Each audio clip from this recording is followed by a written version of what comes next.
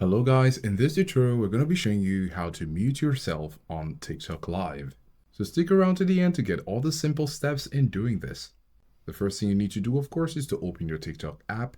And after opening it, you need to click on the plus icon at the bottom and then slide over to Live. Then click on Go Live, which is a red button as you can see here. And at the bottom right corner of the live screen, you'll need to click on the More button. This is also indicated with the three dots icon. When you do this, a menu will appear where you can see the mute microphone toggle. Now this toggle button right now is toggled off and that's why it's gray. Now when you tap on this button, it will toggle on, meaning that the mic mute button is active. Now when the mute is active, you can close this menu. You will also see at the bottom of your live screen that the mute microphone toggle is located there. Here you can also turn it off or turn it on easily as you wish during your live session. So these are the steps to follow if you'd like to mute yourself on TikTok Live.